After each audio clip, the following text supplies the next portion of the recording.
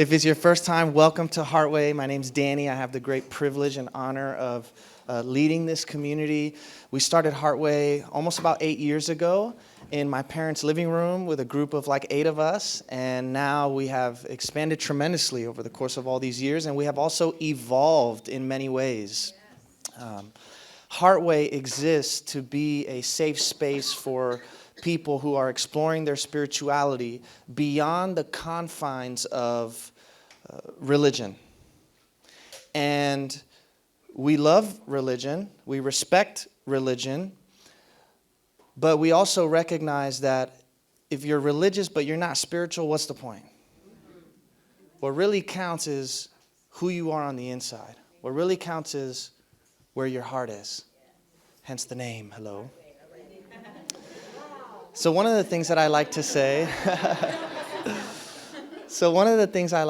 is that here at Heartway, we do seek to walk fully in the path of Christ, while also acknowledging the beauty and the legitimacy and the power in all of the other paths that God provides humanity. And so in light of that, oftentimes I've invited guests from a variety of different religious traditions and spiritual backgrounds to join us here at Heartway. And Heartway is a fun mix of people. You know, we have our folks who come from strong Christian backgrounds and still very much affiliate with that. We also have our yogis who come and hang out with us. We also have some of our Jewish friends that come and hang out with us. We also have people that are just spiritual but not very religious at all. And so we're this beautiful mixed crew of folks that are all coming together in love, in harmony, in unity, in peace. And what binds us together is our common love and passion for practical spirituality. Because we talk about universal values, universal principles, universal truths here at Heartway that transcend all of our distinct tribes and groups that we may affiliate with. So if you are here, I hope that you find your home with us, a home for your heart here at Heartway. And I hope that you also get a lot out of this conversation that we're going to have today. Today is a first. We have a Buddhist monk joining us. Kind of cool. So would you guys please give it up for Bhante as he comes up and joins us.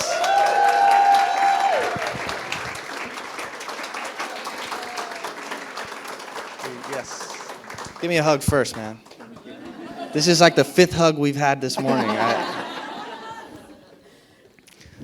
What's up, brother? Very good. Welcome. Thank you. What are your first impressions of Heartway? I feel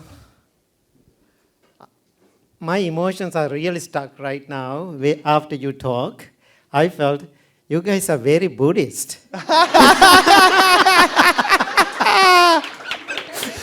Oh, that's great. That's how I'm teaching too. When I was listening to you, I felt, oh my God, this is exactly like my temple in Chicago. Wow, I love that. Exactly. We are so loud like this. That's so beautiful. Yeah, thank you. I would love for you to just begin by telling us about your story. Like, how did you become a monk? Because I don't meet monks every day. Oh, good. And secretly, can I tell y'all a secret? Like, I kind of wish I was a monk. Right. You know? You look like a monk. Thank you, man. So please tell us. You just need a robe. Yeah, man. Can you get me one? Yeah, I can. Perfect. But perfect. Be careful what you ask. Okay, I was born and raised in Sri Lanka. So my parents born Buddhist. They always go to the temple. Therefore, I had the opportunity to go to the Sunday school. So when I was in the Sunday school, I'm a very active person. I was maybe 8, 9 years old.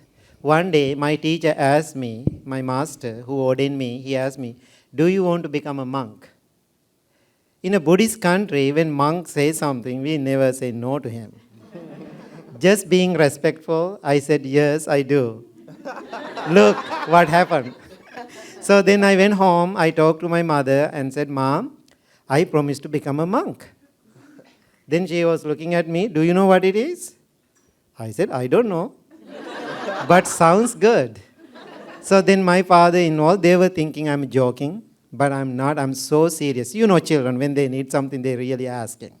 So I was fighting and asking. My father was so mad because I'm the only son in the family. I have an older sister. Eastern cultures, when we have only son, they are very attached to him because he's the one taking the father's name. Continue.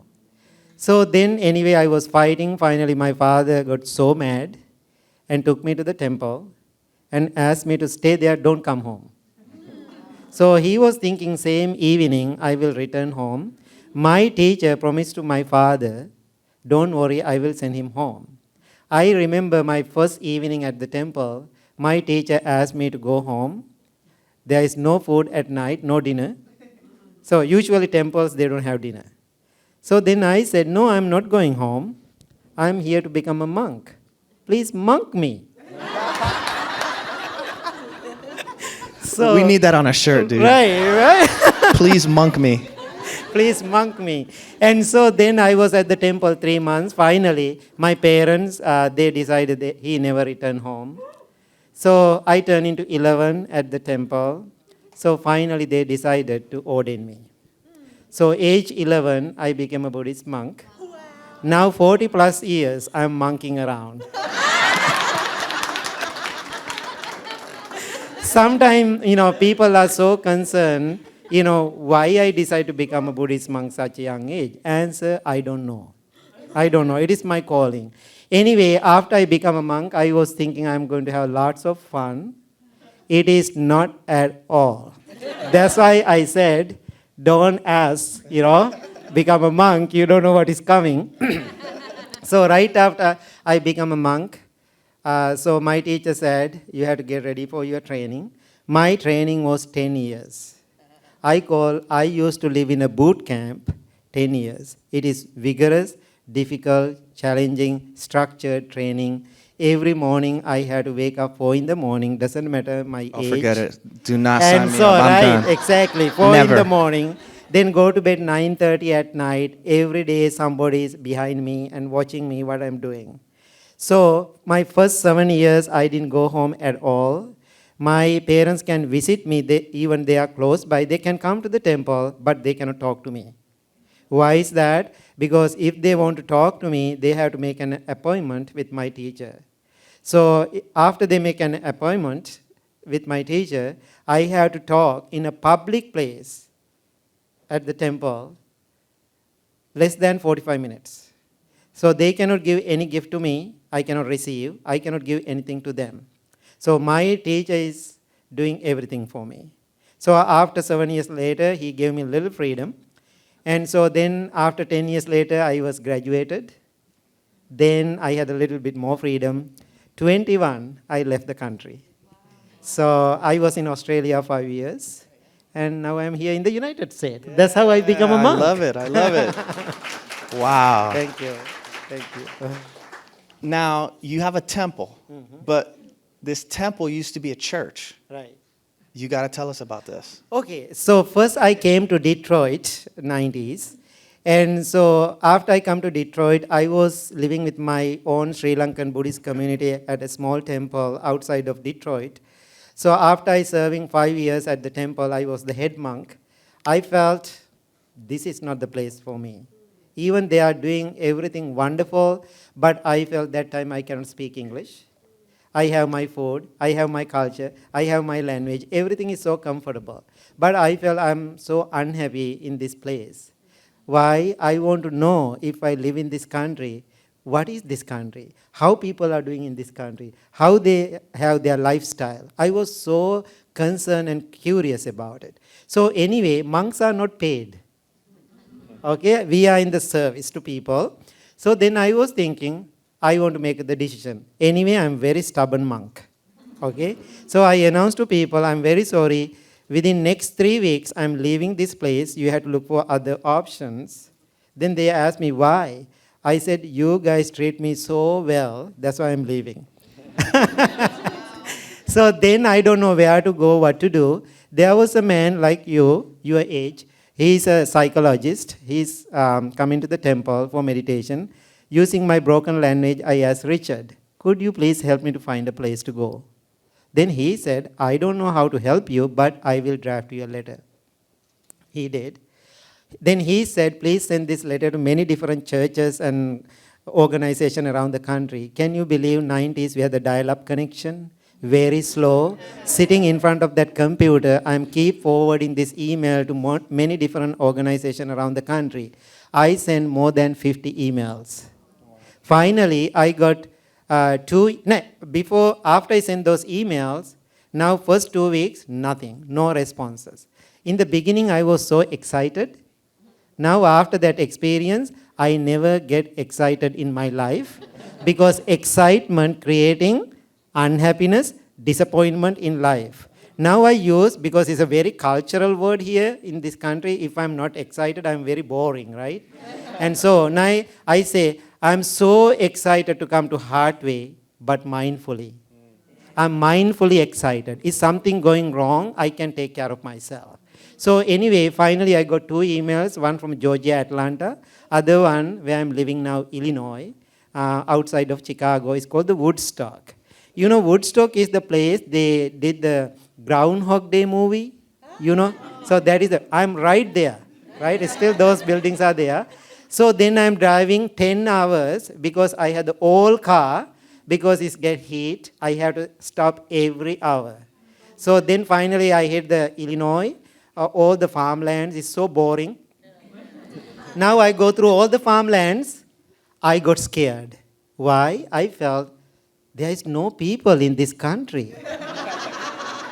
I am going to live by myself, middle of nowhere. And finally, I was so emotional and crying, fearful, unknown. Finally, I end up at the church. Then there was a minister. He said, welcome to my church. I don't know how to treat a Buddhist monk. This is the first time I meet you. So then anyway, there is a family. They love to host you, keep you at their home. Then there was a man, his 40s. He asked me to join. Then he took me to home. He said, this is your room. Now I look around. Everything looked like pink color. Then I realized this is a little girl's room. So why they have 2 children? Then this man said, if you want to live with me, you have to handle 2 things. One is my wife. Second one, my 2 children. If you can live with them, you have a room. Now I'm so nervous. Why? Can you believe 40 plus years of being a monk? After I became a monk, I never stay overnight at my parents' house. Therefore, I don't know about the family life. Now, middle of nowhere, now I'm living with a family. So then I don't know what to do. I'm so nervous. This house is so loud because of those 2 children. These 2 children wake up early in the morning and crying and fighting. Middle of the day, they are fighting. Late night, they are fighting. Then husband and wife, they come home after work. I can hear all the loud talks. Next 30 minutes, I can hear they are arguing and fighting. Then I realize this is the family life look like. Now, in between these family dramas, now there is a Buddhist monk. Now I have a disorder. I cannot handle messy places. That's my training. When they leave the house in the morning, whole house is like a war zone.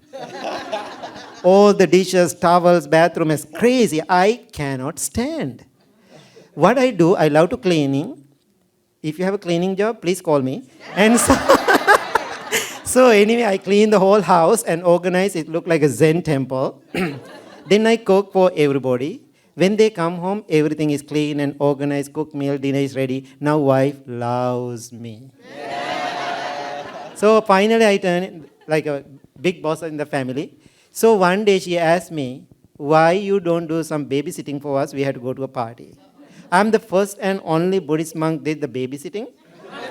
I'm so glad for that opportunity. Because of those 2 children, I learned how to speak English. Wow. They are my first English teachers. Wow. So finally, church called me and said, don't hide. Please come to our community. Teach us how to practice mindfulness. Then I said, I can teach, not in English. Then minister said, no, you can. You can. I will help you. Then I started my first meditation class 21 years ago at the church. Can you believe there were 3 people sitting in front of me and staring at me? I am so nervous. They are so curious. So I just smiled. Then I lost my words. Then they smile at me. Then I smile again. Back and forth we smile to each other like 10-15 minutes. Then I said bye. Can you believe that's my first meditation practice 21 years ago? I call the smiling meditation. Can you believe those 3 people still sitting in front of me? They never left me. They never leave me. So now time going by, I'm doing every Saturday morning. Now more people. Then second Saturday I was sitting there. I was so nervous. Then I talked to minister before that. I said, Dan, I cannot do this. I'm very sorry. He's a 6 foot tall guy. I was in his office. He grabbed my arm like this, pushed me to his office chair, and he said, sit down. 96 years old, he passed away during the COVID. And so he said, I see some light in you. I really want to help you. Listen to me. This country we call land of opportunities. I can see beautiful opportunities are there for you. Please listen to my word. Try one more time, then give up. I said, okay. Second Saturday, I was sitting there. I'm so nervous. I was praying myself, please people don't show up. Please people don't show up. Can you believe my prayer didn't work? I opened my eyes. Oh my God, same 3 people are sitting in front of me. Then I was thinking something wrong with these people. So anyway, second day I said something. Now they are very happy.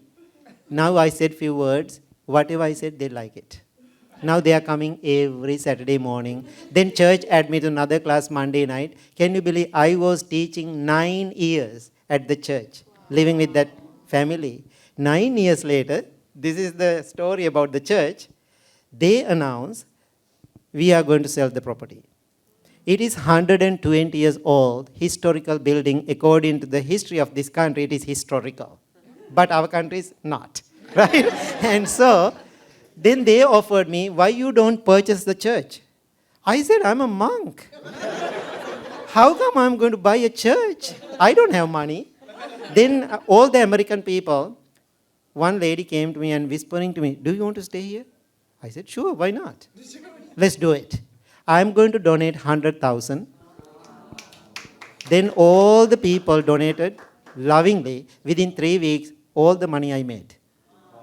Can you believe? Then I got the church.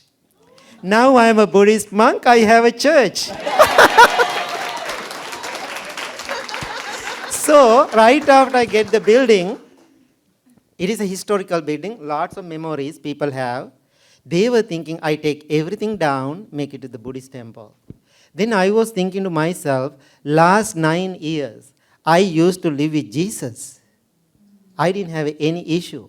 If I change this building, more than the Jesus, I am disrespecting to the Buddha and his teachings. Therefore, I don't want to do that. Now we call the Blue Lotus Buddhist temple, look like a church. When you walk into our sanctuary, our meditation room, big dome, you can see 14 feet tall Jesus. Other side, 9 feet tall Buddha. In front of me, when I'm sitting on my cushion, I can see Mother Mary. All the 3 spiritual figures are there. Now we have 386 meditation classes per year. People can meditate with Buddha, Jesus, Mother Mary. So when he was talking about the religions, I'm totally agree with him. Thank you so much for telling that. Wow. So that's how I own the church.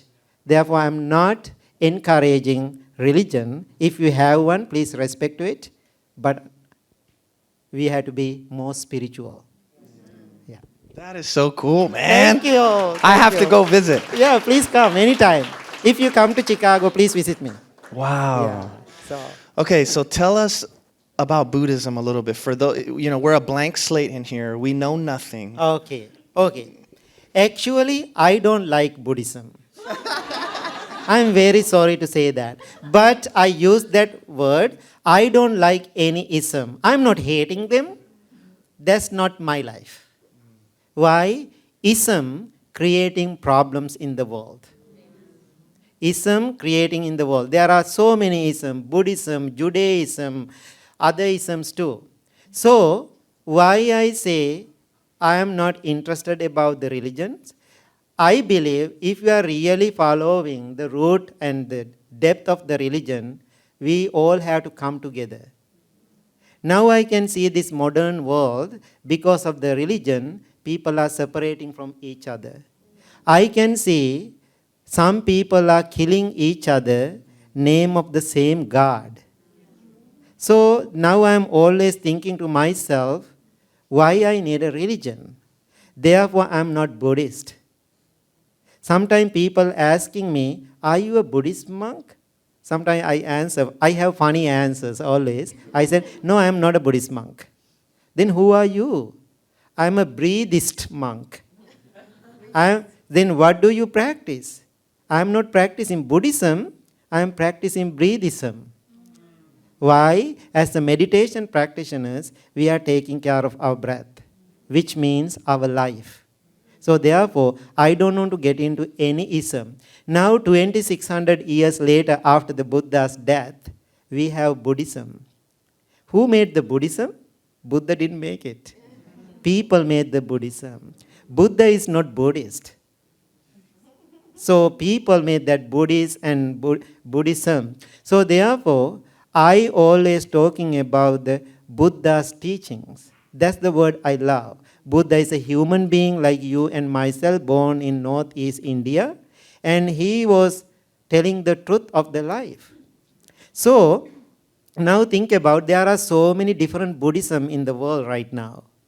Now I am from Sri Lanka, I am practicing Sri Lankan Buddhism. That's what Sri Lankan people say. I'm a Sri Lankan Buddhist. China, Chinese Buddhism, Chinese Buddhist. Japan, Japanese Buddhism, Japanese Buddhist. I don't like that. I don't like that. Buddha didn't talk about the ism at all. So I feel Buddha's teaching like water. Water doesn't have any shape. Now we have bottle of water. Then we have cup of water. So liquid, how do we measure liquid? From the container. So now think about, somebody come to me asking teachings. I'm the Buddha, for example. Then you are holding the bottle, I am pouring the teaching into the bottle. Then you go to your country. Then you think, Buddha's teaching look like this bottle.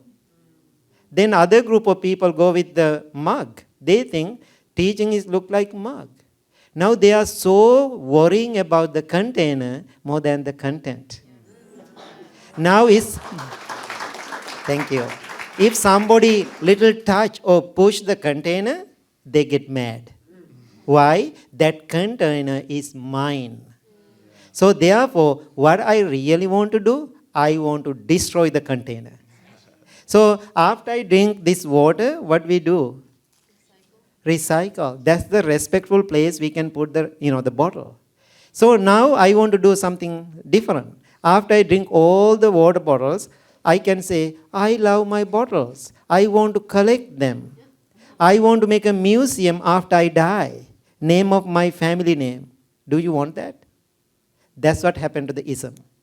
People are fighting for the ism. So therefore, don't follow any ism. Don't follow the Buddhism.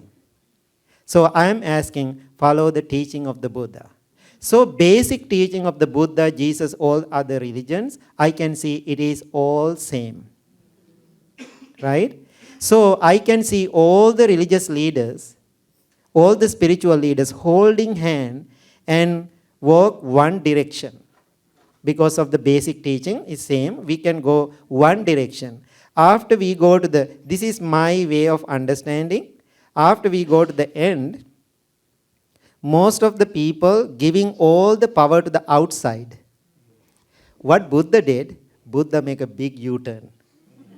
That's what I think. So everybody said, we can pray, we can ask. So Buddha said, no. If you really want to find the peace, you have to go opposite direction, go within. So that's why I call Buddha is the one made the big U-turn. When we are making the U-turn, is it fun? N- yeah, so it's difficult. So then when you are going opposite direction, how people think about you? People, that's right. People think you are crazy. So when people say you are crazy, can you handle that? If you can handle that, you are the Buddha then. So that is the teaching of the Buddha. Buddha's teaching always going inward, not outward. I call the introspection. So inner journey. So then Buddha was teaching about Four Noble Truth and Eightfold Path. Four Noble Truth is the life matters. The Eightfold Path is the answer for that.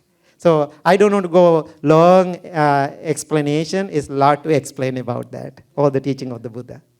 Okay?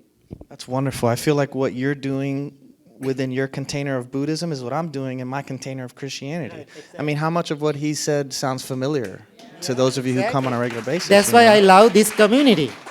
I love it. Yeah. And I think that's the ultimate end goal and aim is if every person who is deeply embedded in their own religious identity and tradition can find these deeper waters of commonality with others, now we're coming together in unity and harmony and peace. Exactly. If we can live like this, all together, all the faith, all the religious leaders come together, respecting their own religion, if they are really believing it, how wonderful that. Then do you think there is a conflict after that? No. So that's what I'm really believing. So therefore, my temple, most of the religious places, they are open to Sunday morning service, right? But we are closed. Completely shut down the temple Sunday morning. Why is that? 100% of people who come to my temple, they go to church. Therefore, I want to support that. Most of my Sunday morning, I'm at the church too.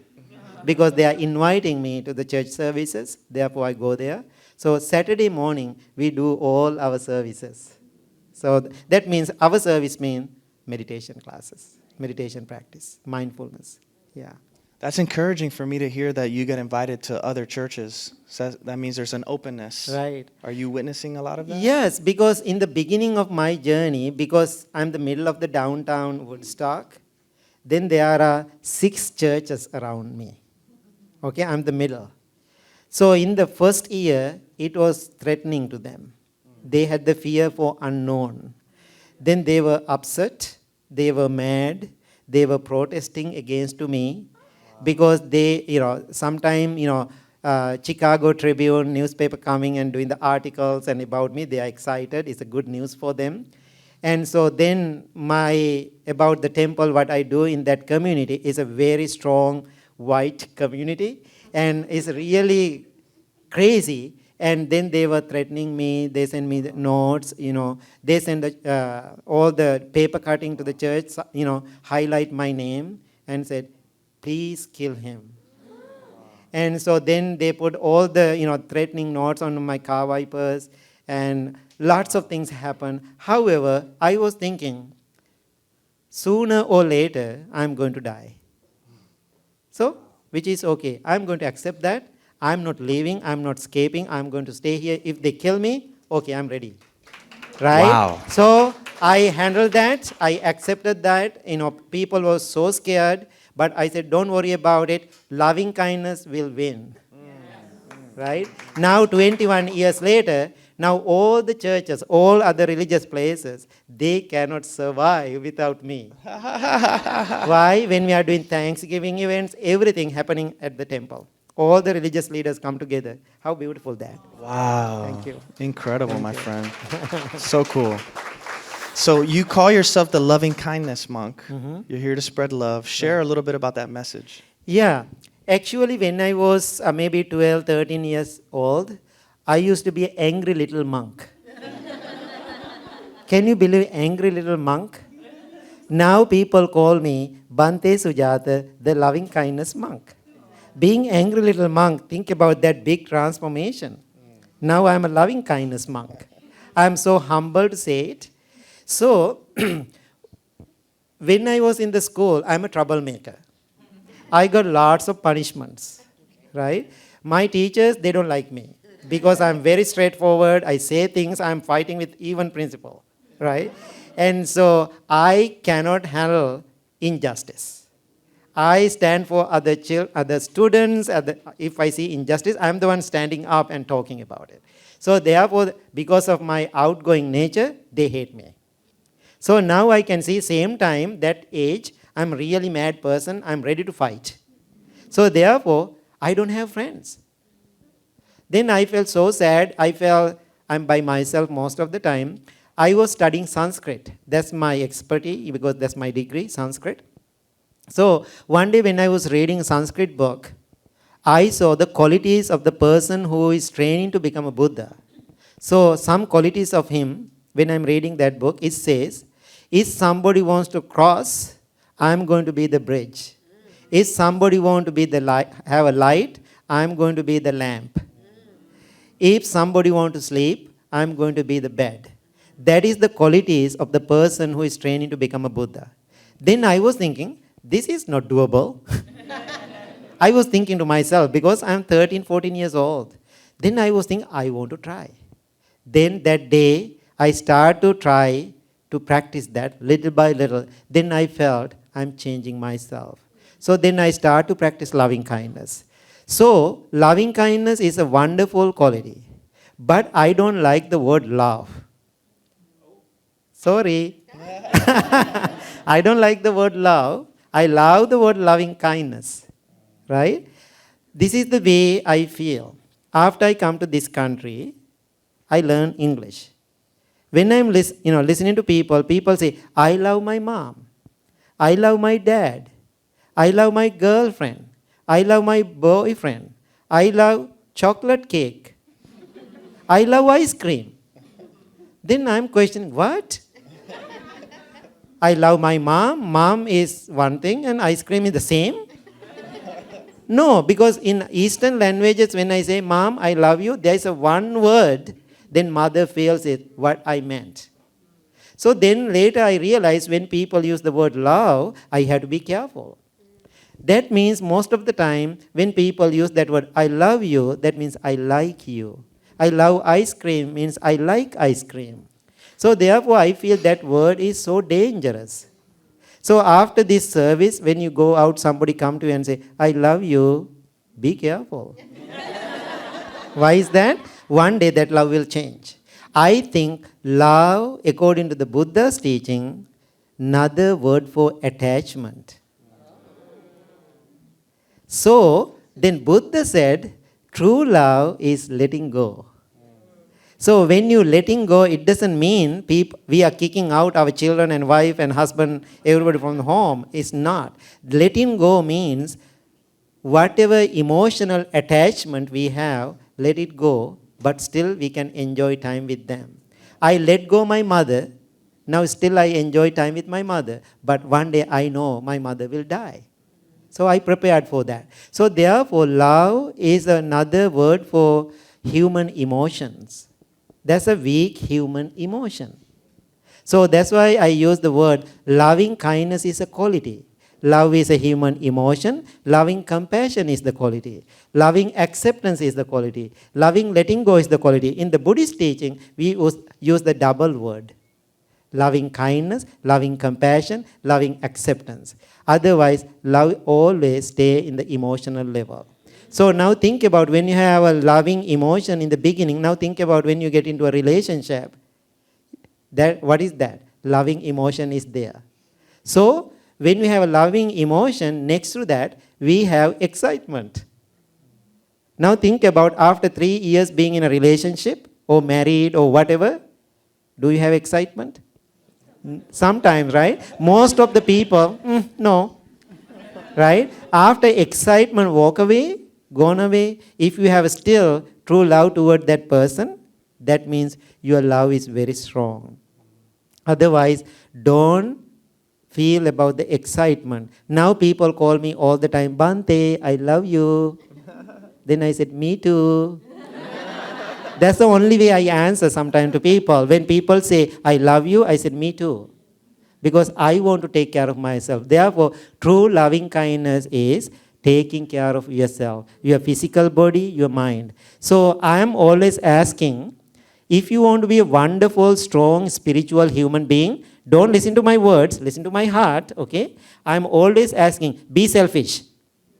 Your spiritual journey, be selfish. Why is that? When I come to my spiritual practice, my loving kindness practice, even my mother is a number two.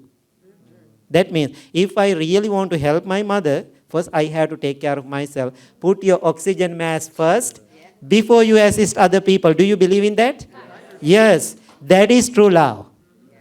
That's how I explain loving kindness. Oh, that's so good. Thank you. Wow. Thank you. Thank you. Now, talk to us a little bit about meditation. Okay. So, meditation also one of the popular word here in this country. Why is that? That much people are physically, emotionally, they are exhausted. Now, when people are exhausted, they are looking for alternatives. Now, think about we are physically exhausted. Some people doing more negative things, drinking, drugs, and all those things. Some people are going that direction, also get tired and exhausted. Then they are looking for other alternatives. Maybe I have to be spiritual, I have to be holistic. Then you go home and Google. Then you looking for yoga, meditation, spiritual practice. Then people come to meditation. That's why meditation, mindfulness, holistic life is very expensive here in this country. Why? That much people are exhausted. Therefore, there is a demand now for the meditation. Be careful, don't get into that ditch. So, I use the word, in the Eastern countries in Sanskrit, we use the word for meditation. Maybe you heard that word, bhavana, B-H-A, bhavana. English-speaking countries, they translated this word bhavana as meditation. It is totally wrong.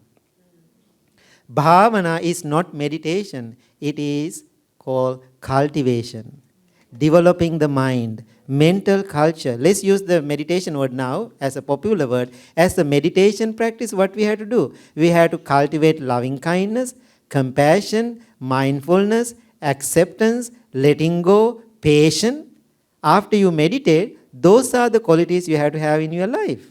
Otherwise, 50 years of practicing meditation, if you are still an annoying person, what is the purpose of the meditation? I can see some annoying monks too.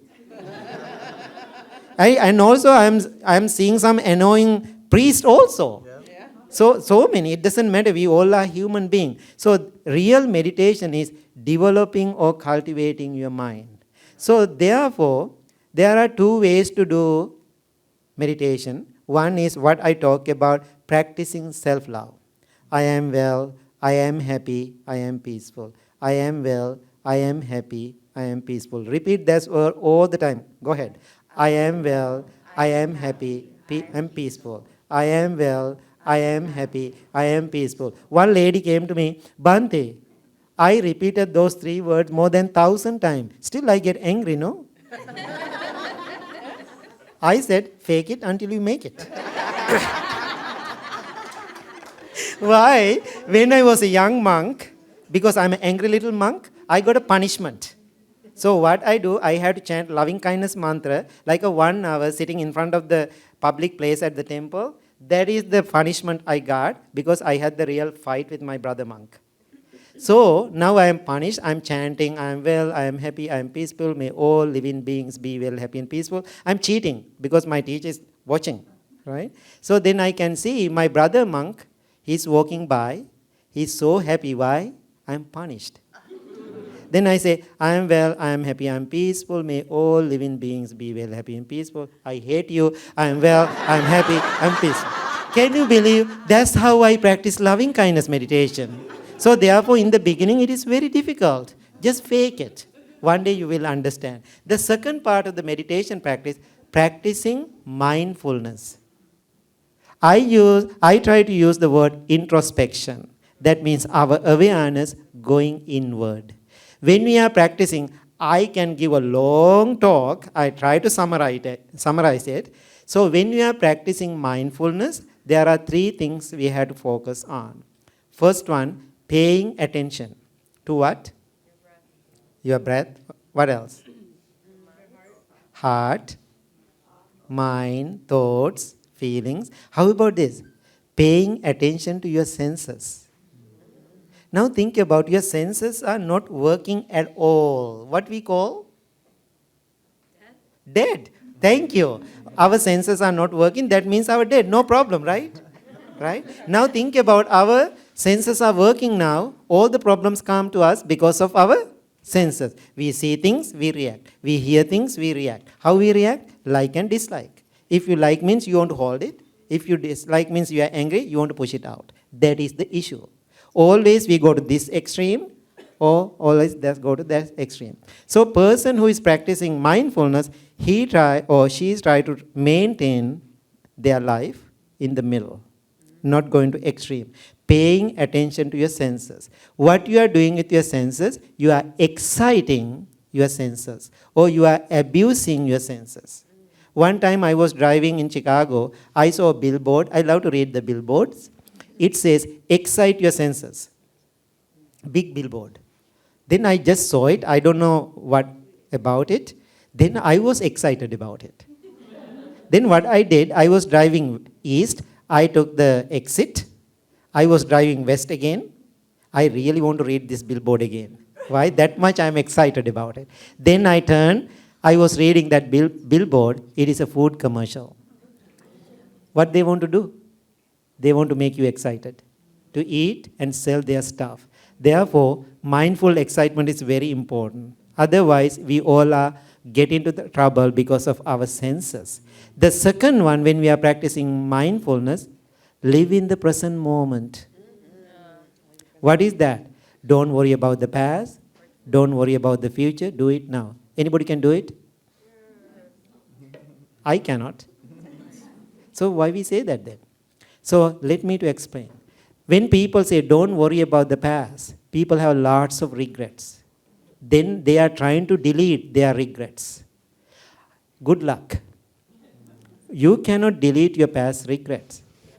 It is there. But you can learn the lesson from the past experiences, bring that lesson to the present moment, make your life better now. Otherwise, always people are worrying about the past. When I was, like 2 months ago, I was in New Zealand. My student take me to a hike. Then I can see the bottom of the volcanic mountain. It says, this mountain is not active. It means we can hike. After I go to the top, I saw the burnt lava, burnt rock, sand. That means all the ruins are there. That means there was a volcanic mountain. But they already claim it is not active anymore. So can you confirm your life? My past regret is not active anymore, but memories are there, but it is not active. You are not hating them anymore. Why? Already you learned the lesson. Then people say, don't worry about the future. Are you? Little bit? I know you all are concerned about the future. When I'm turning to 50, somebody asked me, oh, Bhante, now you are all monk. Of course, I was accepting that. I said, yes, I am getting old. And I remember you came here very young. You have a black beard. Everything was black. Now I have gray, you can see. Now you are all monk. You know, my students are joking to me all the time. And so then he asked me, after you become all monk, what you are going to do? Then I said, I don't know. I don't have time to answer. My 50th birthday. I went home that evening. I couldn't sleep.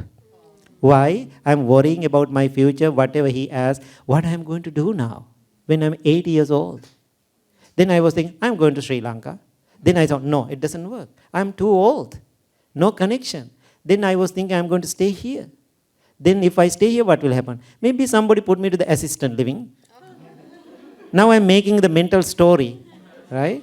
So then who is pushing my wheelchair? Who is changing my diapers? I'm so worrying, concerned about it. Then my whole night I was ruined. Then end of the morning, I realized, number one, I'm crazy. Number two, way I understand about the future or the future plan is totally wrong. So what I'm doing now, I totally get it now. I'm working hard for my future. Not one plan, not two plan, not three plan. I have maybe 5, 10 plans. But then I understand the teaching of the Buddha. All the future plans I'm making, it may happen, it may not happen. Whatever happen, I have few plans now. Whatever happen, I take that one. I will go and have fun. So therefore, I'm asking people say, don't worry about the future. Worrying doesn't help, but you can plan for the future. So other thing I can see, people are using this present moment to be lazy. I have seen. So therefore, don't use this present moment to be lazy. One mother who come to the temple, she always telling me, Bhante, my son, 25 years old, living with me, I am feeding him. He always telling me, Mom, I have a good life. I am living in the present moment. Don't disturb me, okay? Then mother, she is 70 years old, retired. She needs some extra money. Can you believe she is working as a cashier in a grocery store? But this 25 years old young man coming to the temple and living at mother's house, using all her resources, and he is enjoying his present moment. Then mother came to me and said, Bhante, please help me. I really want to push him out from the house. Then I said, I will try. Then he came to the temple. Then mother left to the bathroom. So I asked, hey, how are you doing? Oh, Bhante, I have wonderful life. I am living in the present moment. Then I said, to do your present moment, what kind of work what do you do? Nothing. My mother feed me. I have a room to. So then I have everything. I am living in the present moment. Then that's me. Even people call me, I am Bhante Sujathe, loving kindness monk. I am a cobra. I know how to hiss, but I don't bite. Okay? Hiss, don't bite. So then I was thinking, this is my time to hiss. I said, looking at him, I said, to maintain your stupid present moment, your 70 years old mother has to work every day more than 8 hours at the grocery store. Are you a kind person? What kind of meditation practitioners? What kind of meditation practice are you doing? I said, if you behave like this, don't come to the temple. I don't want to give cushion or seat for you. Then I get up and walk away. Okay, so then I left. Then after a week later, mother called me, Bhante, thank you so much. Perfectly work. Now he's looking for a job. Now he's working. He's married. Now he's doing his PhD. Very good. So therefore, loving kindness is not foolishness. Therefore, learn how to hiss. So that is called the mindfulness practice. Oh my gosh, so good. Thank you, thank you. Bhante, we could be here for a long time, Right. but maybe you can come back one day. Oh, definitely. We would love to have you. I'm going to live here. Yeah. Give me a room. Thank you. Bhante, thank you for your time, for thank your you, love, thank you, for your thank you, energy. thank you. We appreciate you. Wasn't that awesome? Thank you. Thank you. Outside, you can meet Bhante, interact with him. He has all of his merch and some books out there as well. And hope to see you guys next weekend. Can I say God bless you guys. one Oh, word yeah, about sure, that? Sure. So I am doing a project last 24 years helping pregnant mothers. One time I was in a hospital doing the pregnant mother blessing in my country. I felt so sad because they don't have comfort like here. Then I asked doctor, is there anything I can do to help these women? Then doctor said, no, they are fine. If you can help us, please donate us an incubator. I asked, what is that? I don't know what is incubator that time. He showed me very old rustic machine. I call the toaster oven. That's my word. So can you believe now 24 years, more than 24 incubators I donated to the different hospital. Then after doing that project, I was listening and talking to those pregnant women. I felt deeply connected to them. As a man, I don't know about that much about the women's stuff. Now I know more than them. And so they have lots of emotional things. So then I started another project teaching them how to practice loving kindness with the belly. The baby. Now can you believe 300 pregnant mothers every year sit in front of me and practicing loving kindness with the belly. So why is that? When women going wrong, world is going wrong. If women are doing good, babies are doing good, then she will giving a wonderful little Buddha to the world. Now when children come to me and talk about their problems, I can see most of the problem coming from the parents. If parents are doing good, the babies are doing good. So therefore, I believe changing one generation. So therefore, all the much I have helping, I'm going for my 25th year helping mothers and the babies. Thank you. Thank you. Thank you. Thank you. Very good. And one last reminder for everybody too, our Feed a Family campaign. We're almost at our goal of helping 35 families. So please donate heartwaychurch.com and select Feed a Family. All right. Love you guys. Have a great one. Thank you for being here.